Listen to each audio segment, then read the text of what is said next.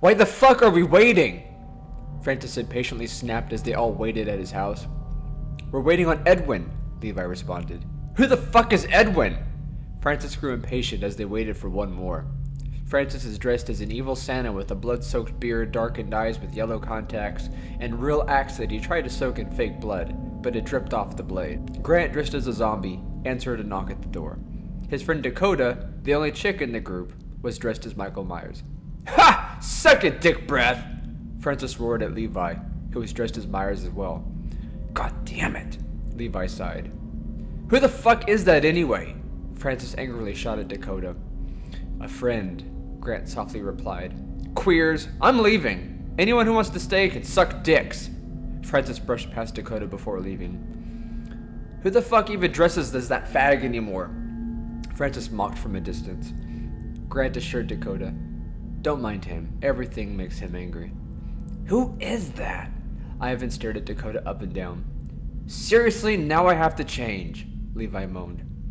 Are any of you dickbags coming or not? Francis screamed from the sidewalk. Everybody's dressed like you assholes anyway, so you'll fit right in. Levi tried to look into Dakota's mask to see if he recognized her before joining Francis on their version of trick-or-treat, which typically involved stealing candy, smashing pumpkins, and rolling houses. You know Francis is going to want to know who that is. Is it a girl? Ivan warned, intrigued, and visually inspected her body for curves or lady lumps. Would you stop? That's creepy! Grant grabbed the door and closed it behind them. Outside, the group caught up with the festivities. Look at all these pathetic pussies!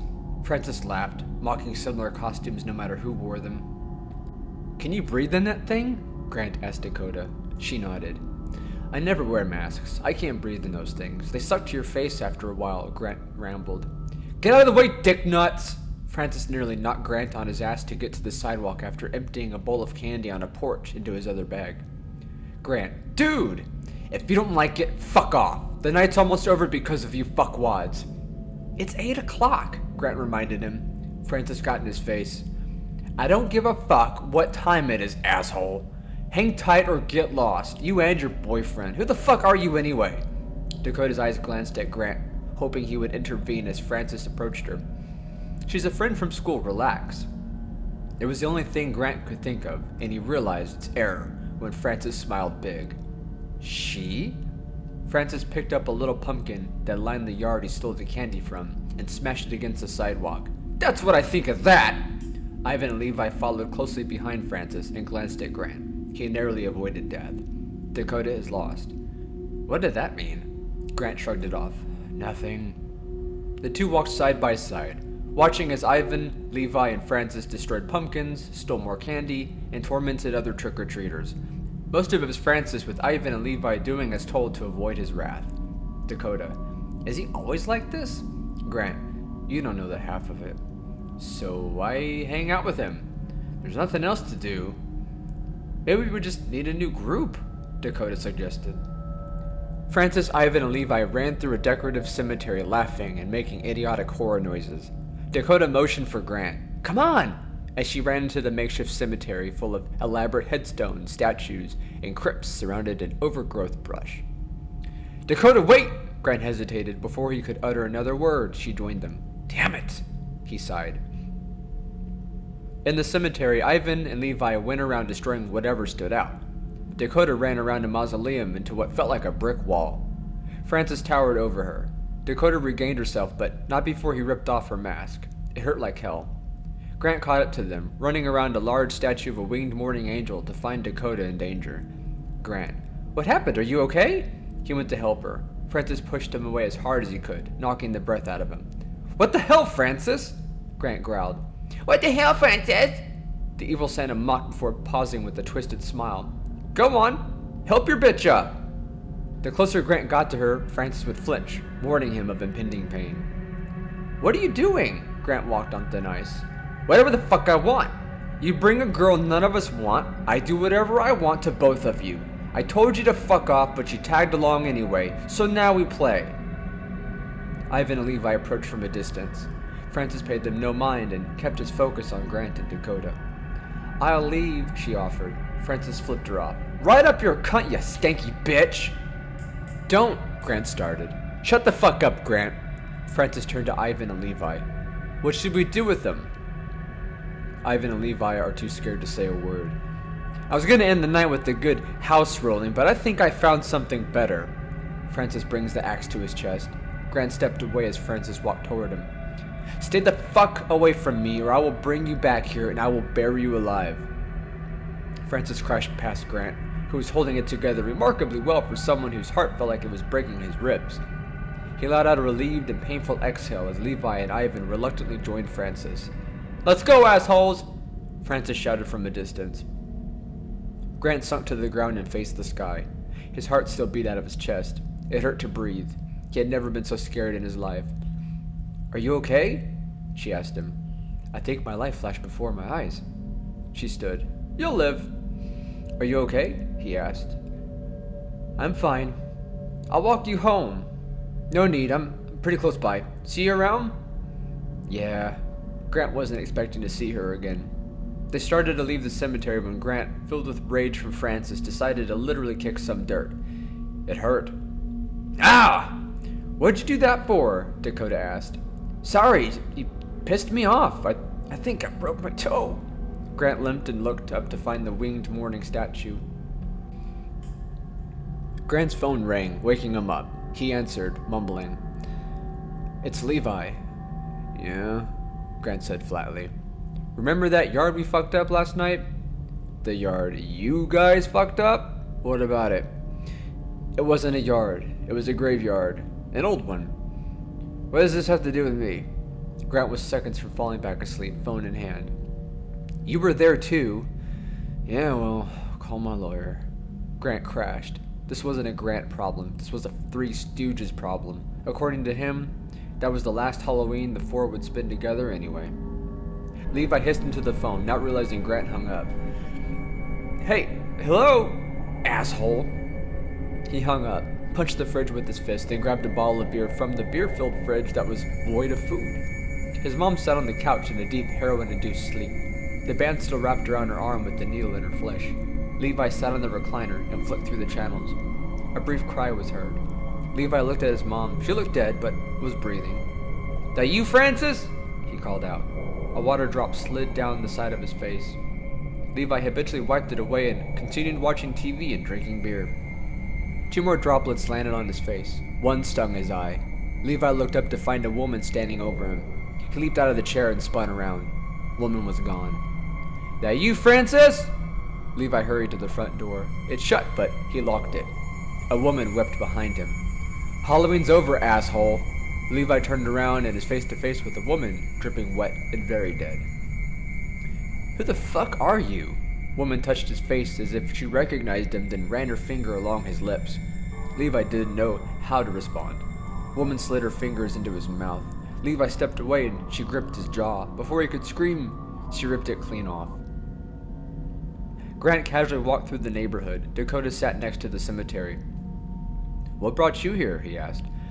It was too dark to see last night, but I had a feeling of where we were. I barely slept, she admitted. You didn't do anything wrong, Grant reminded her. I'm not worried about me. I'm worried about your friends. They're not my friends. All the same, she sighed. Dakota entered the cemetery. Grant followed closely behind her. What are you looking for? He asked. Don't know yet. It was creepier during the day for some reason. With the crypts, statues, and crumbled headstones out of sight, it felt like any other forgotten place. Grant stopped to admire a huge winged angel weeping over a headstone. Dakota looked back at Grant as he pieced together last night. What is it? She asked. Grant caught his breath. Nothing. Dakota turned and bumped into Ivan, scaring the hell out of her. Fucking A, dude! She screamed at him. Ivan? Grant wanted to punch him in the face. What are you doing here? None of your business. I think we're all here for the same reason. What did you destroy? Dakota asked. Fuck you, bitch. I didn't destroy shit. Ivan blew her off. Oh shit. Grant walked back to the weeping angel and circled around it. He remembered kicking as he left, furious at Francis. The broken piece sat a few feet away in the grass. Dakota and Ivan walked up behind him. What? Dakota asked. Grant read the headstone. Susan Grimshaw, possessed for the last time, 1902 to 1985. Shit! Grant walked away, his insides in knots. Dakota noticed the piece in the grass and turned to Ivan. Show me what you damaged. He stared at her like she was an idiot. She stared right back.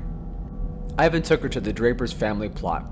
A small rusted fence surrounded their hidden graves. The headstones had crumbled into stones decades ago. There's nothing here, she observed. I kicked some things around, threw some stones, I figured they were rocks, Ivan recollected. Okay, what did whatever his name is damage? She couldn't remember Levi's name. Whatever whose name is. Ivan didn't follow. Not the repulsive fat ass, but the other one. Levi? Ivan thought. Yeah. Ivan took her to the nameless headstone of found in the river and laid to rest. Question mark to 1847.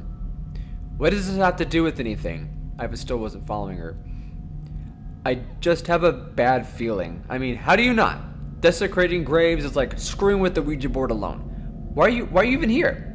She's trying to help, but Ivan was making it harder for her to want to help him. Grant paced back and forth beside them, panicked. Dakota fixated on a huge, intimidating mausoleum in the distance and started for it. Where are you going? Ivan asked. I have a feeling where Francis would have left his mark. The locked iron doors to the mausoleum were broken open. The air was stale. Her ears rang. The only light in the room came in from behind her, enough to know she didn't want to see more than the imposing black marble cloaked judge before her, covered in toilet paper. She stepped back and read the name over the door. Justice F.W. Roach. Ivan and Grant stepped up next to her. The judge looks as angry and miserable in marble as he probably did in real life. This stays between us, Ivan warned. You realize what this means, right? She asked, and exchanged deeply concerned looks with them. Grant, Dakota, and Ivan glued themselves to the computer and dove into county records looking for the names of the deceased whose graves they desecrated. It didn't take long, and the results were frightening. Susan Grimshaw reportedly possessed a stunning 20 times in her 83 years of life. She was a devout Catholic following her first possession at age 11.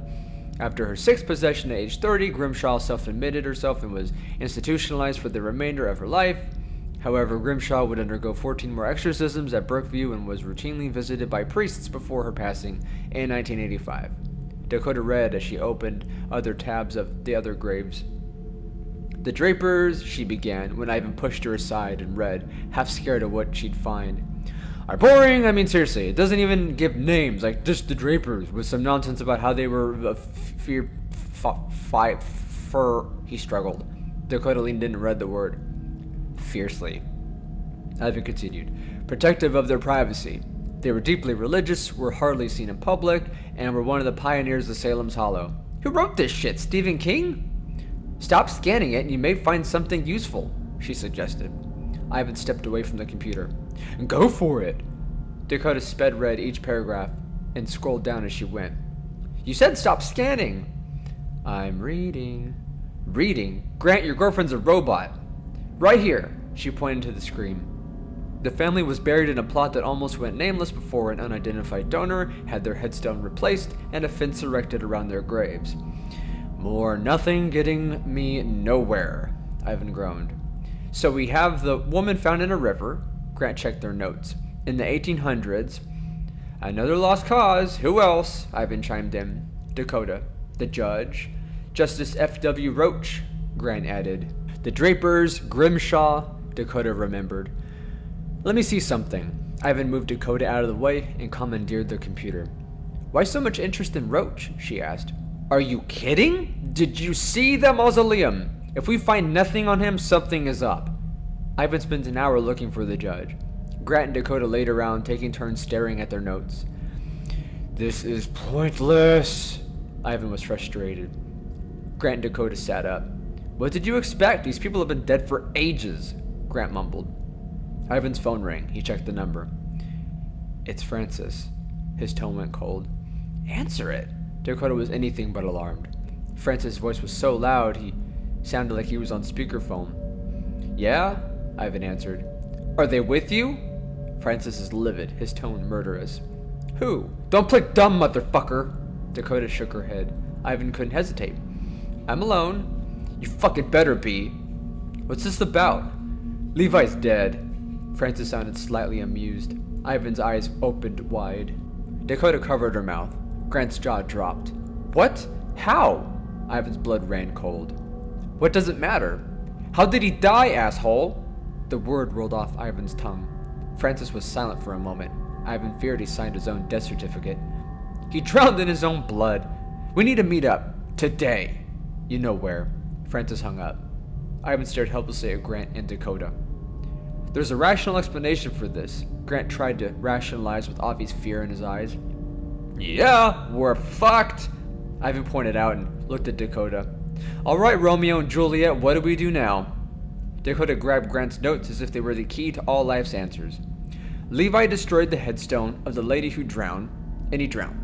Whatever grave was desecrated correlates to how you were killed, so I guess the biggest question is, how much time do we have? Grant asked. This meeting didn't happen, Dakota told Ivan. Oh yeah, like I'm gonna be honest with Francis, he said. So what do we do? Grant's stomach was in knots again. Remember how I said it'd be dumb to mess with the Ouija board? Yeah, well, you two have fun with that. I've gotta meet up with Fat Fuck. So, what do we do? Grant sat on the other side of the Ouija board. You never used a Ouija board before? She grinned, genuinely shocked and amused. I've heard about them, but no. Does it take batteries? Put your hands on the planchette. The what? Dakota gently set her fingertips on the planchette. Grant followed. I'll ask the questions, don't say anything. They sat in silence for a moment when she started. We invite good spirits among us. Silence. If there's anyone here, rap once. Rap? Grant was lost. Knock. Shh, she whispered. Silence. We invite good spirits among us. We seek knowledge. If there is anyone here with us, rap once. Silence. Grant eyed the room. The whole thing was ridiculous. Spirits of good, spirits of light, show us your presence among us tonight. Grant's eyes opened wide, withdrew his hand from the planchette, and looked at Dakota, horrified. Whoa! What? She said. What is that witchy shit? If a normal invocation doesn't work, I normally go with something more pagan? She knew that didn't sound any better when she said it. Invo what? Jesus, are you summoning Satan? Dakota motioned for him to put his hands back on the planchette. You really have to get out of your house more. This is why I don't. Put your damn hands back on the planchette, she demanded. Grant obeyed. Spirits of good, spirits of light, show us your presence is among us tonight. Rap once if you are a spirit of good, rap twice for something rap twice, like a knuckle on wood. Dakota looked worried. Negative energies are not welcome here. I cast you away. The planchette slowly moves in a circle 3 times before landing on N and sliding over to O. Who is here? Tell us your name. The planchette drops down, then spells N-O. I demand you tell us your name. After a moment of tense silence, the planchette spelled Grimshaw. Dakota looked worriedly at Grant. Why are you here? The planchette angrily spelled Grant. What can we do to make this right? The planchette slid over the S, stopped for a moment, then spelled Uffer. Grant let go. What are you doing? She panicked. That's freakish. We have to close the circle. Put your hands back on it. What's the point? It's making it clear that it's not going anywhere. Grant! Grant rested his fingertips back on the planchette. Spirits are good, spirits of light, spirits uninvited tonight. We close the circle and bid you farewell. Now, may I get the fuck away from this thing? Now you can, she allowed. Grant stood and paced. That's good, that's great. Now that I pissed off some evil spirit, it won't let me rest until I'm dead. We don't know that. It literally spelled it out for you. Do you want it to draw you pictures? Shit, can it do that? Grant, she started, but he cut her off. I'm sorry, I have to go. And left. Ivan looked for Francis. He was the only one in the cemetery. Francis! In here, asshole. Francis' voice called out from somewhere close. The farther Ivan ventured, the darker it got, and Francis was still nowhere to be found. Where are you? Francis grabbed Ivan's shoulder. His soul nearly escaped him. Pay attention, asshole. Why are we? Shut the fuck up. I'll ask the questions. Francis clocked Ivan across the face. Ivan spun and landed hard on his stomach. Get up, bitch. Ivan propped himself up on a knee and spat blood. Francis grabbed him and stood him up. I barely touched you. Why? France uppercut Ivan under the chin, sending him flying back and on his ass. I told you, I'll ask the questions. Francis knelt beside Ivan. Got any more questions? Ivan shook his head. Francis mocked him. What? Speak up, bitch. Ivan tried. He couldn't. He feared for his life. I must have locked your jaw. Shame. I'll have to answer for you too. Remember when I called you at the library? Ivan nodded. I'll ask that again. Francis got so close to Ivan that he could smell his foul breath. How would I know that you were at the library? Ivan tried to scoot himself away. Francis grabbed his leg and held it down. I might have broken your goddamn jaw, but you've got plenty of other bones to break. Sit still or I will fucking kill you. Francis stood and commanded. You can at least stand. Your legs aren't broken. Yet, anyway. Ivan stood. They were there with you, weren't they? Ivan nodded. What were you doing at the library? Francis pressed. Were you talking about me? Ivan shook his head. Francis launched at Ivan. There are worse things in this world than me, Ivan. I know. That's why I brought you cunts there. I always bring people I don't like there. Francis grabbed Ivan's throat. I'm not gonna kill you, Ivan. But you are going to die here. Ivan tried to fight Francis off and pissed himself. Francis cackled with laughter and carried Ivan a few feet back before kicking him in the chest and head, screaming with each kick. Think you can be honest with this fat fuck? Before kicking Ivan's head into a tree. It's late. It's cold. It's pitch black. Ivan came to. It hurt to move. His nostrils burned. He couldn't tell if he was covered in sweat or blood or urine. Earth and dead leaves stuck to his sweaty, bruised skin. He rolled over and faced the sky, trying to breathe through a broken nose and locked jaw. Several shadows surrounded him. He reached out to them, friend or foe, in desperate need of help. For a moment, nothing moved, and he couldn't tell if he was dead or not. He crawled painfully over to them, dripping blood and saliva, and extended his hand, trembling in the air for a few seconds before a pale hand wrapped around his. Dakota found Grant sitting on Grimshaw's grave. Thought I'd find you here. Stopped by your house, but your mom said you were out. Why are you looking for me? I think I have a way to stop it. There's not, so you can stop trying. What are you gonna do? Just wait around till she drags you to hell? Ivan's dead. That knocked the air out of her. I'm next, no doubt, so yes, I'd rather be here than home. I'm not getting caught off guard. How'd you... The word stuck to her dry tongue. Francis, who else? He found it funny. Dakota sat next to him. It's your funeral, he told her. Shut up, she softly nudged him. What did you have in mind? He said, hopeless. Your mom may not approve, but it should work. She works the night shift if you want to do any of your weird, spooky, witchy shit. She lit up and grabbed him. Good! Let's get going! Dakota blessed the house and adorned the doors and windows with protection salts. Has this ever worked for you before? Grant tried to believe in what she was doing. I've never tried this before. So, wait, what? If I did this right, your entire house is safe. So, anywhere. Dakota and Grant sat on the couch. After a few awkward moments, Grant spoke. I didn't mean to. To what? Break the headstone. I was pissed at Francis and I just kicked dirt. I didn't know there was a headstone. He was riddled with guilt and the imminent fear of death. Francis will get his. She wanted to tell him he'd be fine, but it felt wrong to lie. Why are you doing this? I like helping people. That's a cop-out answer. I'm serious. I mean, some people deserve it like Francis. I think he knew. Who knew what? Francis. Something tells me he's done this before. Wouldn't surprise me, Grant said with a hint of anger. How long have you known him? Not long. I've known of him, but... Grant looked over the couch and cased the room. He realized he was being overly paranoid and rubbed his tired face. Would you like some coffee? He offered. Sure. She wasn't fond of coffee, but they needed something to preoccupy their minds. Grant crossed over to the kitchen. You plan on staying awake all night? She asked.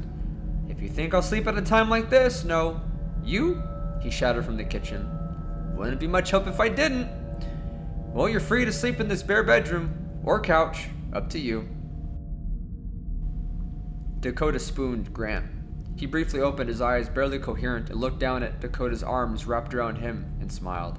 Then jumped, startling her. What's wrong? She panicked. Grant checked the clock. 7 a.m. We slept all night? I guess so. The more she watched him panic, the more she worried. Grant hurried out of the room and down the hall. Dakota followed. By the time she met him, he's already coming back and into the living room. What's wrong? My mom gets home at 6. Okay? She's not home. Grant opened the front door and looked outside. His mom's car was in the driveway, running. What is she doing? Don't go outside! Her voice cracked, her stomach in knots. Grant stepped outside. Grant, no! Dakota screamed. The door slammed shut behind him. Dakota worked the door, but it wouldn't open. Tires screeched and several thuds sounded from outside. Dakota ran into the living room and looked out the window. Grant's body rolled under his mom's car as she sped off out of the neighborhood, where her car is hit, flips, and is hit by oncoming traffic. Dakota screamed. Dakota walked into the middle of the cemetery with the backpack. I figured you were dumb enough to show up. Francis sounded happy. You come here an awful lot. You're not busy having your friends killed off. You must be busy visiting your great-great-uncle. She knew every word was digging her own grave if this didn't work. Francis gave her a maddeningly psychotic smile. Why do you do it? She asked, needing to know. I hate people. He tells me what I need to do. He's always right. You know you're fucking crazy, right? There's always one left that doesn't know when to stop talking and makes this easier every time. Francis enjoyed her talking. He advanced for her. You may think you figured out what I'm doing, but you still have no clue what this place is, I bet, huh? It's a gateway, and I'm the key. She backed away. He ran after her. He chased her into the same woods where he had Ivan killed. He caught up to her, grabbed her arm, and threw her to the ground. She fought him as he straddled her and attempted to strangle her. Don't fight it. You'll thank me. She managed to turn over and slide away. He grabbed the backpack and threw her aside. What's even in that thing? What, this? Dakota took off the backpack and opened it. Francis kept his distance. She pulled out pieces of cloth. Francis roared with laughter. You really are a dumb bitch. You don't recognize any of these? She threw them at him. Take a closer look. He came at her, intent to finish her off. Pieces of Ivan, Levi, and Grant's clothing. You should know that the dead stay close to their belongings. Francis attacked her and nearly choked her to death until getting violently dragged away. Dakota caught her breath and watched Ivan, Levi, and Grant carry Francis away. The bully cried out in horror until she could no longer see him. Francis let out one last blood-curdling scream that echoed through the woods so loudly that birds took flight, then silence. Dakota tracked down the pieces of cloth she had thrown and reclaimed Grant's. Days later, Dakota paid her respects to Grant at his funeral. She was the only one there. When the cemetery crew left, she took out a small jar and filled it with grave dirt. At home, she lay on her side in bed, wide awake. Grant slid in behind her, his dirt-covered arms wrapped around her. She closed her eyes and smiled.